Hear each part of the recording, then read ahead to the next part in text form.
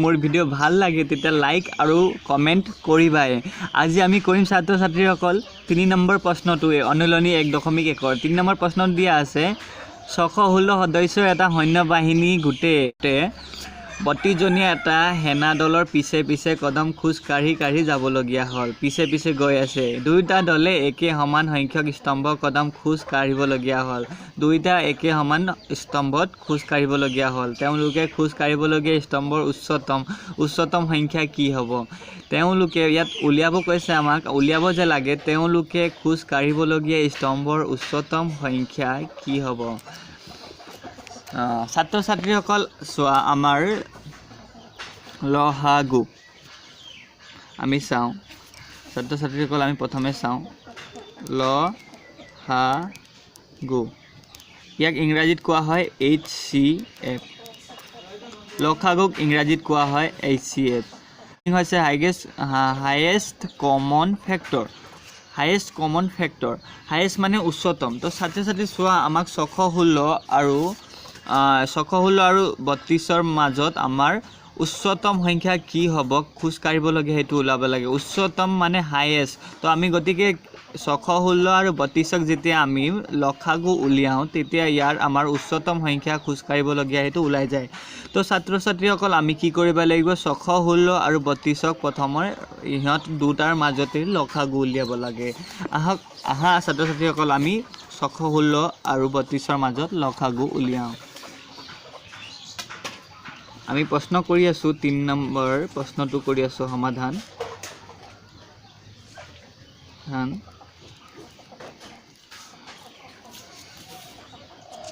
ছাত্ৰ ছাত্ৰীসকল আমাক হৰণ কৰিব লাগিব 616 আৰু 32ৰ মাজত আমি চাওঁ 616 ডাঙৰ নে 32 ডাঙৰ আমি চালো 616 ডাঙৰ গতিকে আমি 32ৰে 616ক হৰণ কৰো আহা 616ক যেতিয়া আমি 32ৰে হৰণ কৰো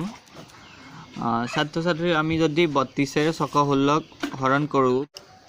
ছাত্ৰ ছাত্ৰীসকল 32ৰে 19 বাৰ যাব 19 বাৰ গলে আমি পাম 608 পাম 608 পালে ইয়াত থাকি যাব 8 তো ছাত্ৰ ছাত্ৰীসকল আমি এইদৰ হৰণ কৰিল তোমালোকে হৰণ কৰি চাবা তো আৰু আমি লসাগু উলিয়াম তো লসাগু উলিয়াবলৈ আমি ইউক্লিডৰ কলন বিধি ব্যৱহাৰ কৰিম আৰু তাৰ মতে কি হ'ব আমি প্ৰথম কি লিখো 616 আমি আহা 616 লিখো প্ৰথম 616 লিখো আৰু ইকুৱেল দি 32 লিখো আৰু 32ৰ লগত আমি কিমান পূৰণ কৰিলো 19 ভাগে কিমান পালো 8 ছাত্ৰ ছাত্ৰীসকল এইটো এটা ফৰ্মুলা থাকে ফৰ্মুলাটো হৈছে ভাজ্য সমান ভাজক ভাগফল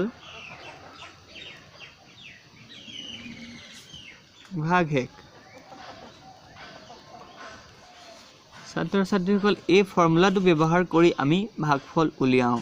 তো আহা আমি কি আছিলে উলিয়াওঁ 616 32 পূৰণ 19 যোগ 8 এতিয়া আমি 616 আৰু 32ৰে 616 হৰণ কৰাৰ পাছত আমি এই লাইনটো পালো এতিয়া আহা ছাত্ৰ ছাত্ৰীসকল আমি আকৌ আমি কি কৰো এতিয়া আমি কি ছাত্ৰ ছাত্ৰী কি কৰিম আমি ভাজকেৰে ভাগফলেৰে ভাজকক হৰণ কৰিম আহা আমি ছাত্ৰ ছাত্ৰীসকল ভাগ হেখেৰে ভাজকক হৰণ কৰি চাওঁ ভাজক হৈছে 32 আৰু আমাৰ ভাগ হেক হৈছে 8 আমি যদি 8ৰে 32ক হৰণ কৰো তেতিয়া 8ৰে 4 বাৰ গলে 32 হয় সমান 0 তো এইদৰে আমাৰ হ'ব 0 পাম 32 টো আমি ইয়াত লিখিম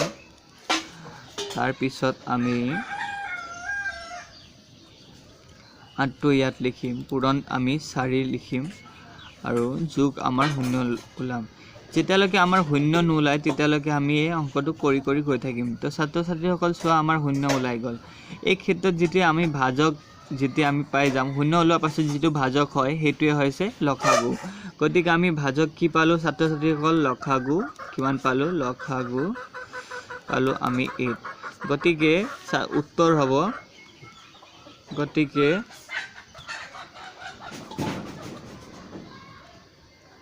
উচ্চতম গতিকে উচ্চতম আমাক প্ৰশ্নটো দিছিলে ছাত্ৰ ছাত্ৰীসকল উচ্চতম খোজকাঢ়িবলগীয়া উচ্চতম সংখ্যা কি হ'ব গতিকে ছাত্ৰ ছাত্ৰীসকল উচ্চতম সংখ্যা হ'ব 8 এইটোৱে হৈছে এনসাৰ এইদৰে তোমালোকে অংকটো কৰিব পাৰা